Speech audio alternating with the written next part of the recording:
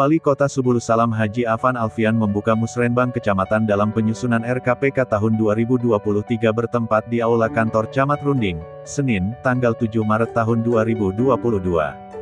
Dalam sambutannya Wali Kota Haji Afan Alfian mengatakan pelaksanaan pembangunan pada hakikatnya adalah upaya-upaya yang dilakukan untuk menuju perubahan yang positif, yaitu menuju kesejahteraan masyarakat. Oleh karena itu, makna penting dalam pembangunan yang akan dilakukan saat ini maupun ke depan adalah dalam kerangka membangun kota Subulus Salam yang sejahtera dan islami. Untuk mewujudkan tujuan yang mulia itu maka dalam pembangunan sangat dibutuhkan suatu proses perencanaan yang baik, sehingga hasil dan manfaat pembangunan dapat berjalan sesuai keinginan kita bersama.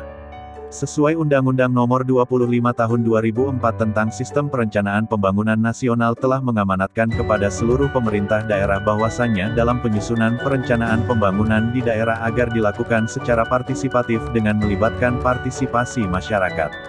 Teknis pelibatan partisipasi masyarakat ini dilaksanakan melalui musyawarah perencanaan pembangunan yang dilakukan secara berjenjang mulai dari tingkat desa, tingkat kecamatan sampai musyawarah di tingkat kota.